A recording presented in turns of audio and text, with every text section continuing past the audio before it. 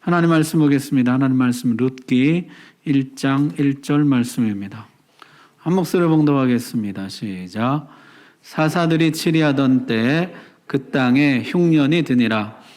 유다 베들레헴의 한 사람이 그의 아내와 두 아들을 데리고 모압 지방에 가서 거류하였는데, 아멘. 하나님께는 꿈이 있었습니다.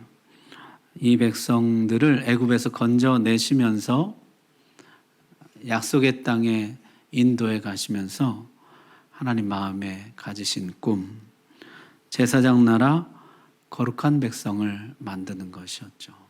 그래서 온 세계 모든 민족이 다 여호와께 돌아오는 그런 꿈을 꾸셨습니다. 그러나 이 백성은 실패하고 말았습니다. 종교 과잉이었지만 정작 하나님은 그 속에 안 계시는 나라가 되고 말았습니다. 여호와 없는 여호와 신앙, 하나님 없는 하나님 종교, 예배 없는 예배, 그런 나라가 되고 만 것이죠. 여호와 이름으로 모든 일을 결정하고 시행했지만 실상 하나님이 주신 기준과 법에서 벗어나는 일들이었습니다. 하나님의 기준을 따라 사는 거룩한 백성이 아니라 아무 기준도 없는 무기준의 사회, 각자 자기 소견에 오른 대로 행하는 무법천지의 세상을 만들었다는 것입니다. 사사기는 그렇게 된 원인 두 가지로 지적해 주는데요. 첫째, 자기 자리를 떠남. 둘째, 하나님의 기준을 버림이었습니다. 자리를 떠남과 기준을 버림. 이 두 가지가 사사시대, 암흑시대, 밑바닥 시대를 만들어내었다는 것이죠. 이런 시대에 흙 속에 진흙같이 아름다운 사람들 이야기가 룻기입니다. 어두운 밤하늘에 반짝반짝 빛나는 별과 같이 아름다운 이야기. 오늘 읽은 룻기 1장 1절은 이렇게 시작해요. 사사들이 치리하던 때, 사사시대, 그 어두운 시대, 그 시대에도 이렇게 아름다운 사람들이 있었다. 이렇게 아름다운 이야기가 있었다. 이제 룻기는 그렇게 시작합니다. 첫 번째 등장인물은 나오미입니다. 이 나오미는요, 사사시대 이스라엘 백성들의 대표입니다. 흉년이 들자 약속의 땅을 버리고 모압 땅으로 이주해 가죠. 아브라함과 이삭과 야곱이 그토록 지키고 싶어 했던 그 땅, 조상들이 목숨을 걸고 정복했던 그 땅, 너무나 쉽게 버립니다. 피난을 갔는데요, 가도 하필 모압 땅으로 갔다는 거죠. 모압이 어디입니까? 모압은 이 백성들이 약속의 땅으로 행진해 갈 때 그걸 가로막았던 나라입니다. 발람을 불러서 이 백성을 저주해달라고 부탁했던 민족이에요. 이스라엘 남자들을 모압 제사에 초청해서 저들로 스스로 망하게 하려고 했던 민족입니다. 모압은 영원히 여호와의 총에 들어오지 못하리라 하셨던 바로 그 땅이에요.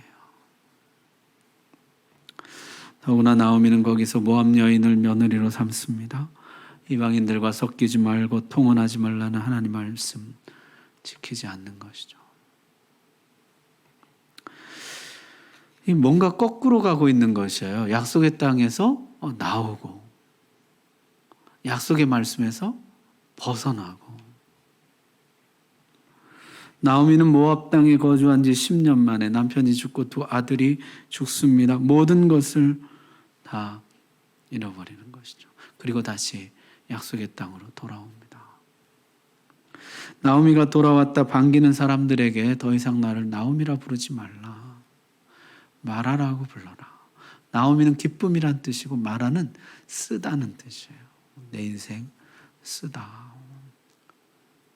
앞으로 나를 마라라고 불러라 했다는 것이죠. 이게 지금 이스라엘의 형편입니다. 자기 자리를 떠나고 하나님의 기준을 버리고 모든 것을 다 잃어버린 것이죠. 나오미가 아니라 마라가 되어버린 것이에요. 젖과 꿀이 흐르는 땅이 아니라 기근과 핍절의 땅이 되어버렸습니다. 자, 이렇게 밑바닥까지 내려간 이스라엘이 회복될 수 있을까요? 다시 젖과 꿀이 흐르는 땅으로, 다시 기쁨의 땅으로, 다시 나오미의 땅으로 회복될 수 있을까? 두 번째 등장하는 인물이 룻입니다. 나오미의 며느리이죠.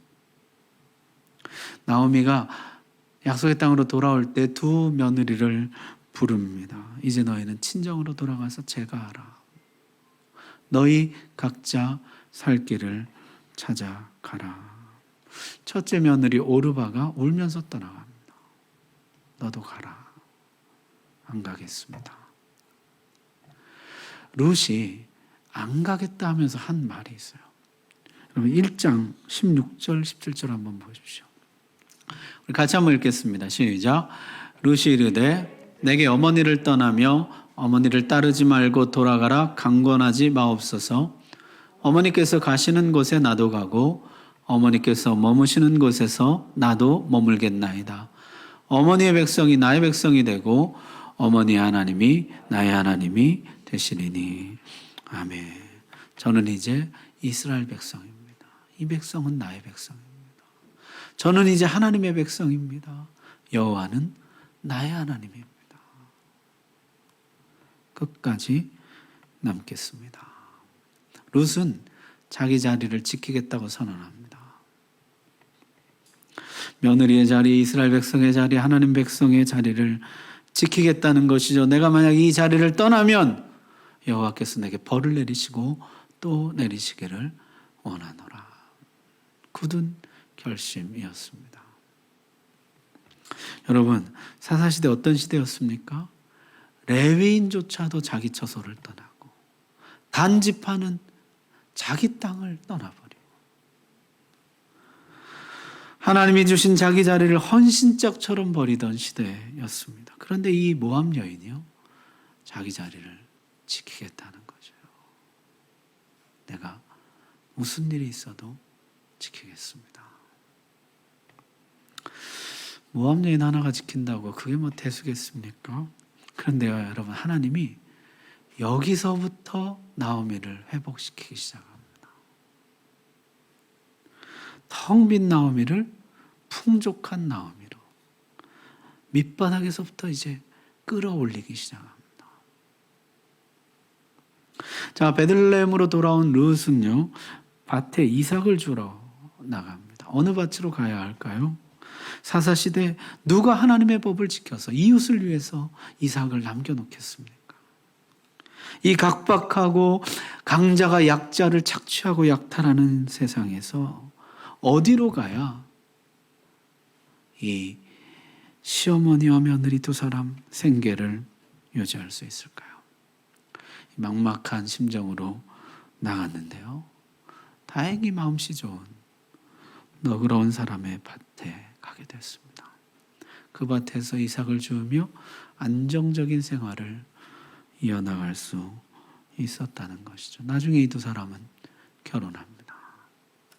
기막힌 인연이죠. 근데 재밌는 것은요, 성경이 이 일을 이렇게 기록하고 있습니다. 여러분 2장 3절 4절 한번 보세요. 롯이 가서 베는 자를 따라 밭에서 이삭을 줍는데 우연히 엘리멜렉의 친족 보아스에게 속한 밭에 이르렀더라. 마침 보아스가 베들레헴에서부터 와서 베는 자들에게 이르되, 우연히 보아스의 밭에 이르렀다는 거죠.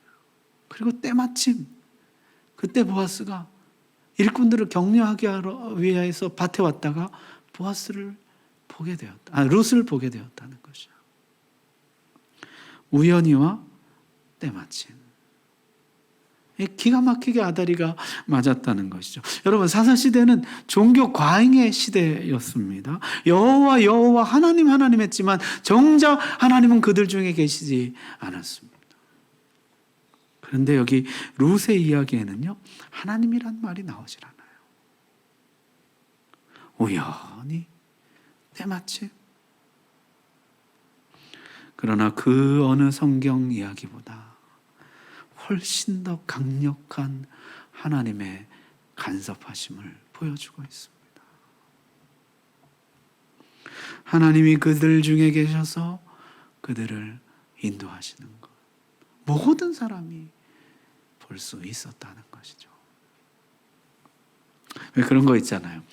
하나님 하나님 늘 그러는데 하나님과 무관하게 사는 사람 있는 반면에 그렇게 하나님을 들먹이지 않으면서도 하나님의 살아계심을 나타내고 하나님을 영화롭게 하는 사람. 그런 느낌이죠. 롯이 이삭을 줍는데요. 아침부터 저녁까지 주었다는 것이에요. 당시 가난한 사람들이 이삭을 줍는데 보통 언제쯤 줬을까요? 저녁 때, 해질 무렵에. 남들 안 볼 때 와서 조용히 걷어갔다는 것이에요. 수치스러우니까요. 그런데 이 모압 여자 룻은요, 그러지 않아도 튀어요. 이방인이라. 그런데 아침부터 와서 저녁까지 부지런히 거두었다는 것이에요. 자기 자리를 지키며 묵묵히 최선을 다할 때 하나님의 간섭하심, 하나님의 도우심을 우연히 때마침 경험하게 되더라는 것이에요. 세 번째 등장인물은 보아스입니다. 보아스는요, 등장부터 근사해요. 멋있어요. 이 약탈의 시대, 양육 강식의 시대에 하나님이 주신 자비의 추수법을 그대로 실천하는 사람입니다. 가난한 이웃을 위해서 이삭을 남겨두는 사람. 자기 밭에서 가난한 사람들이 마음껏 이삭을 주워갈 수 있도록 넉넉히 허용하는 사람이었습니다. 때마침 추수하는 사람들 격려하러 밭에 왔다가 룻을 보게 되죠. 저 외국인 노동자, 저 소녀는 누구냐? 모압 여인인데 나오미의 며느리입니다. 보아스가요, 몇 가지 조치를 취합니다. 첫 번째는요, 추수 끝날 때까지 다른 밭에 가지 말고 내 밭에서 여기서 마음껏 이삭을 주워가라. 두 번째, 추수꾼들에게 추근대지 말라고 명령합니다. 어쩌면 타국에 와서 생계를 위해 남의 밭에서 일해야 하는 이 모압 여인에게 가장 필요한 조치였는지 모릅니다. 안전을 보장해 준 것이죠. 세 번째, 목이 마르면 일꾼들이 마시는 물 얼마든지 마셔도 좋다.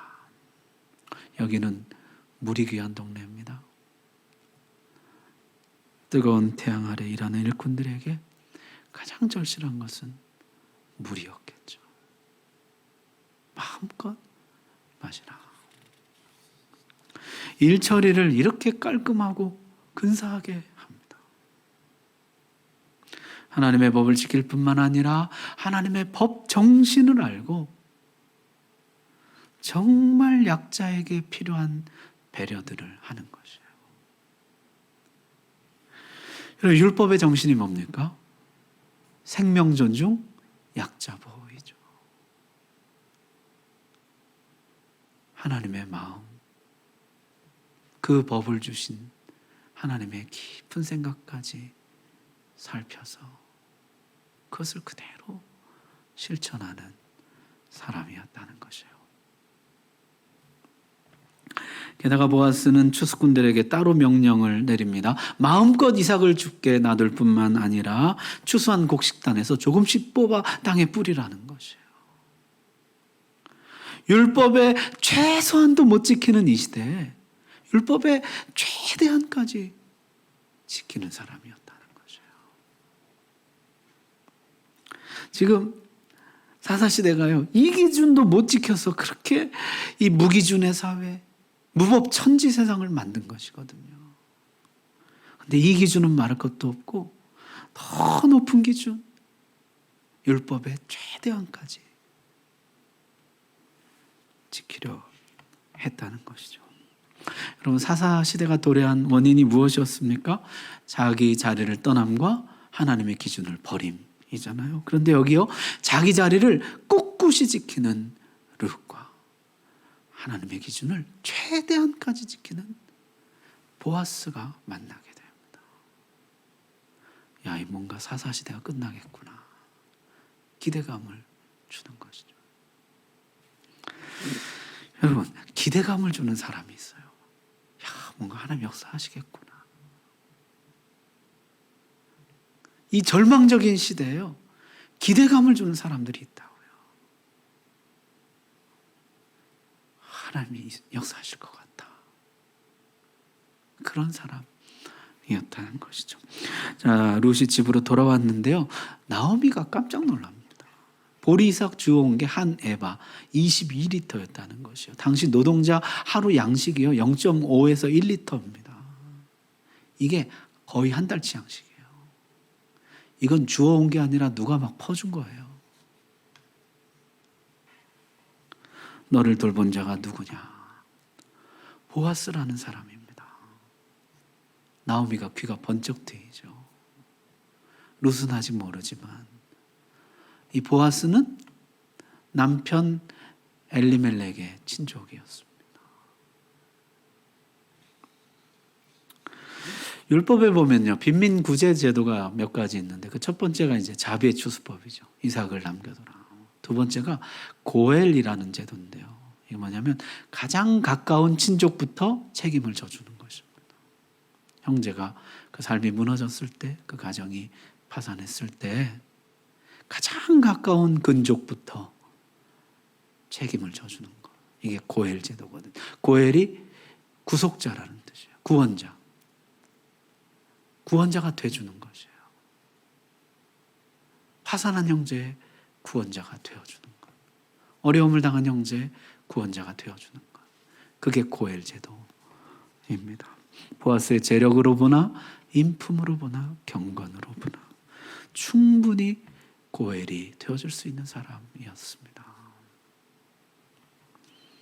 일부러 찾아간 것도 아닌데, 의도한 것도 아닌데 보아스를 만나게 된 것이죠. 나오미는 하나님의 섭리를 느꼈습니다.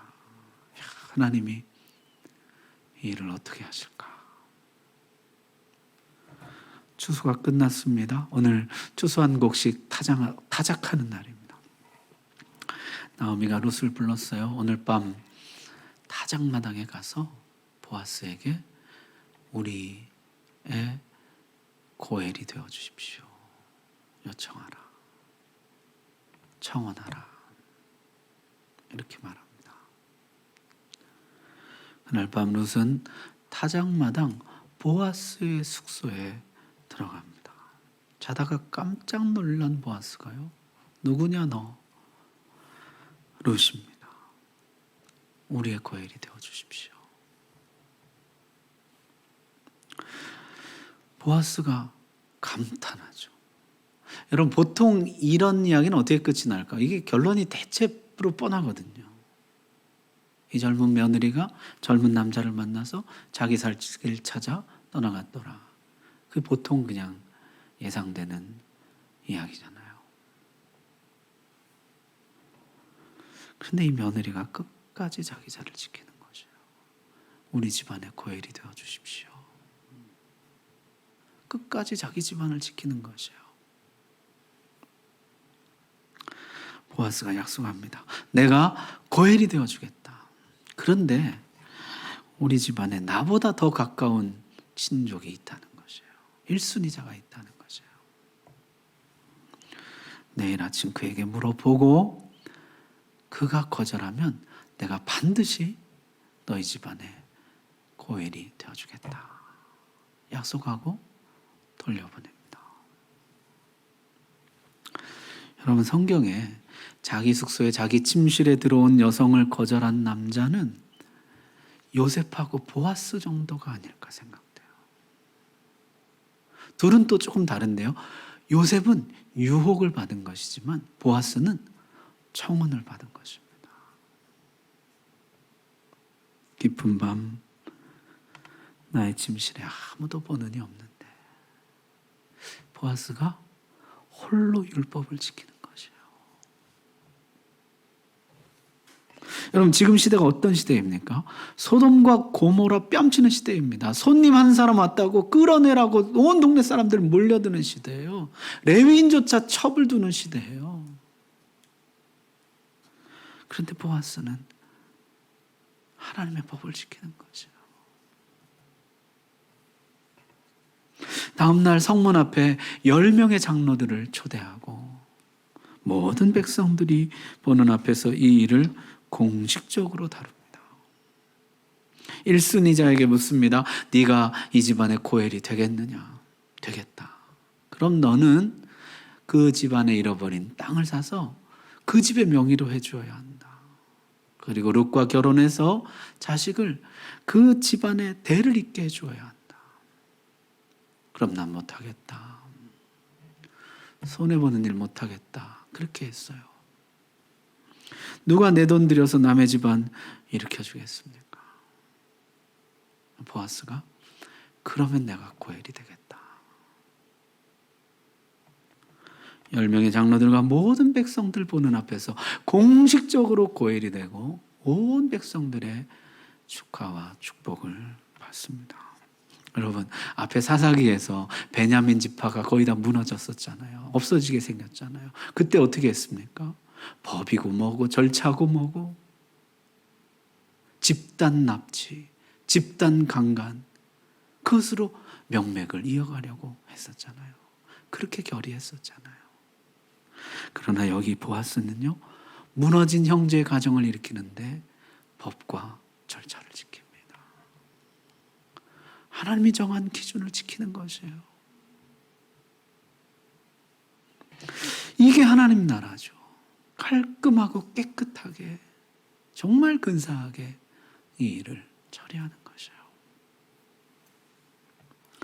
여러분, 이 이야기는요, 돈 많은 남자와 가난한 여자의 낭만적인 사랑 이야기가 아닙니다. 무너진 형제의 가정을 일으키는 긍휼과 책임, 희생과 인애의 이야기입니다.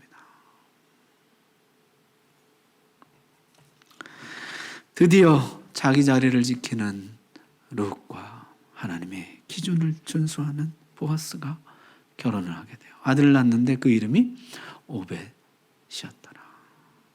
다윗의 할아버지입니다. 이제 사사시대를 종결짓고 새 시대를 여는 다윗 왕이 나오게 될 것입니다. 자, 여러분, 우리 시대 사사시대 이상으로 어두운 시대예요. 타락한 시대이고 혼탁한 시대이죠. 이런 시대 우리 성도는 어떻게 살아야 될까요? 오늘 룻기에 의지해서 두 가지로 권면 드리려고 합니다. 첫 번째는요, 자기 자리로 돌아가야 합니다. 하나님 나에게 주신 나의 자리. 어제 우리 어떤 집사님 소개로 안녕히 계세요 하나님이라는 다큐를 제가 봤어요. 제목부터 그렇죠. 안녕히 계세요 하나님. 이게 무슨 얘기인가 했더니요, 교회를 떠난 청년들 이야기예요. 걔들이 나와서 이제 인터뷰하는 거, 그 선생님들, 뭐 가족들, 이런 인터뷰더라고요.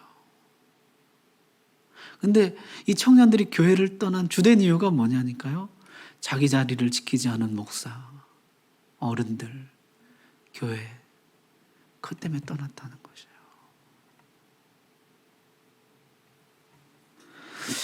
여러분, 교회 회복의 길이 여기에 있습니다. 자기 자리로 돌아가는 것이에요. 그리고 그 자리를 지키는 것이죠. 저는요, 제가 우리 성도님들께 해드려야 될 최고의 의무가 있다면 자리를 지키는 것이라고 생각합니다. 목사로서의 자리를 지키는 것이에요. 교회 가면 목사가 있고, 당회실에서 책 보고 있고, 아니면 예배당에서 기도하고 있고, 교회 없으면 성도들 가정에 신방가 있고, 엉뚱한 데 돌아다니지 않고 자기 자리를 지키는 것, 저의 가장 기본적이면서도 가장 중요한 의무라 생각합니다. 교회도 마찬가지예요. 여러분, 교회가 세상에 줄 수 있는 가장 큰 선물은 교회다운 교회로 끝까지 자리를 지켜주는 것입니다. 두 번째는요, 더 높은 기준을 가지라는 것이에요. 보아스처럼 더 높은 기준, 율법의 최소한이 아니라 율법의 최대한까지 가장 거룩한 기준을 가지고 사는 것이에요. 사울이 다윗을 쫓아 동굴에 들어왔을 때요, 그 수하들이 죽이자 그랬죠. 근데 다윗이 어떻게 죽이냐, 그리고 옷자락만 팹니다. 막 수하들이 아쉬워가지고 기회 놓쳤다고. 근데 다윗은 죄책감을 느낍니다. 내가 옷자락은 왜 잘랐을까? 죽일 수도 있었다는 걸 과시하기 위함일까? 내가 옷자락은 왜 베었을까? 마음에 찔려합니다. 기준이 다른 것이에요. 예수님도 그렇게 말씀하셨죠. 가늠했다 안 했다, 그거보다 너희는 더 높은 기준을 가져야 된다. 눈으로라도 마음으로라도 가늠하지 않겠다는 더 높은 기준을 너희는 가져야 한다. 형제를 상하게 했다, 아프게 했다, 죽였다, 이거보다 너희는 더 높은 기준 가져야 된다. 마음으로라도 미워하지 않도록, 속으로라도 욕하지 않도록 너희는 더 높은 기준, 율법의 최대한 기준을 가져야 한다 말씀하시죠. 사랑하는 성도 여러분, 아무리 어두운 시대라도 별처럼 빛나는 사람들이 있습니다. 아무리 진흙 같은 세상이라도 진주같이 아름다운 사람들이 있습니다. 자기 자리로 돌아가시고 더 높은 기준을 가지십시오. 사사시대라도 깰 수 있는 힘이 거기에 있습니다. 아무리 어두운 시대라도 밝힐 수 있는 힘이 거기에 있고, 아무리 밑바닥이라도 끌어올릴 수 있는 힘이 거기에 있습니다. 룻기는요, 텅 빔에서 시작하지만 풍족함으로 끝이 납니다. 흉년으로 시작하지만 추수로 끝이 납니다. 마라에서 시작하지만 나오미로 끝이 납니다. 죽음으로 시작하지만 새 생명 탄생으로 끝이 납니다.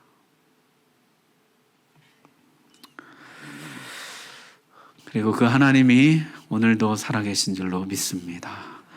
이 말씀을 내 말씀으로 받는 자들에게 오늘도 동일한 역사가 일어날 줄로 믿습니다. 기도하겠습니다.